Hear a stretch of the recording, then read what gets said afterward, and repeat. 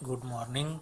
Today we are going to discuss the two types of the chromatography, that is the paper chromatography and thin layer chromatography. Before going to describe any type of the chromatography, we should know what is the classification of that chromatography. Okay, so today we are going to discuss the paper chromatography. So this paper chromatography is broadly classified as a liquid chromatography because in this the paper which is made up of the cellulose, and these cellulose particles absorbs the water molecules and holds the water molecules in between the aqueous phase. Therefore it is a liquid, and the movable phase is any organic solvent that is moves upward or downward or circular in direction. Therefore in this both liquids are used. Therefore the paper chromatography is classified as the liquid chromatography. In this the solid stationary phase is the paper cellulose, and the movable phase is organic solvent. So the main principle of this paper chromatography is that the compound which is present in the given sample is partitioning itself between the two liquid phases. One is stationary phase liquid and another is the mobile phase liquid. And depending upon that flow, rate of flow or partition coefficient or distribution coefficient, we can know which constituents are present in the given sample. That is, from distribution coefficient or rate of flow we can calculate the analyze the constituents which are present in this given sample. When we describe any type of the chromatography, we have some model. First is the principle, its classification and experimental technique, then developing the chromatogram, and then analyze the spots, then advantage and disadvantages of the paper chromatography. So in this paper chromatography we can use the filter papers.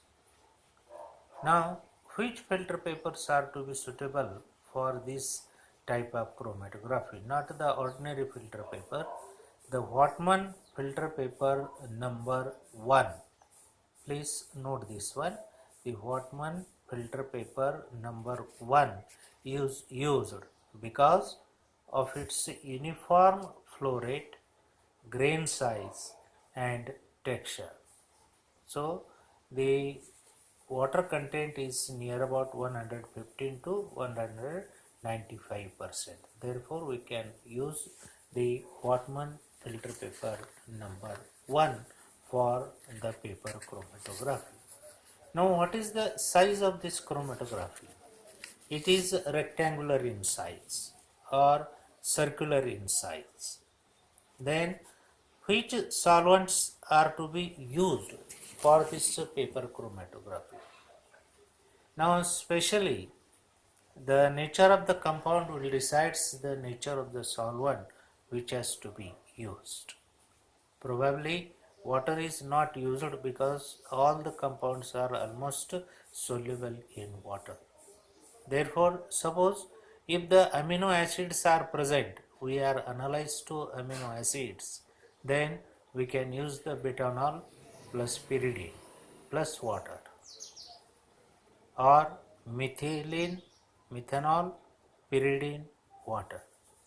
or butanol acetic acid water BAW or phenol water to detect the amino acids by using the spraying reagent ninhydrin.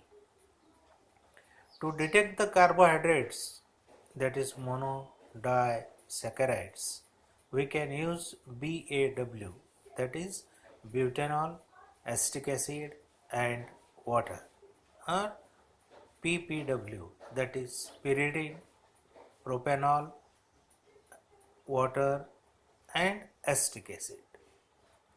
The spraying reagent for this one, we can use the ammoniacal silver nitrate, alkaline KMNO4, aniline or diphenylamine.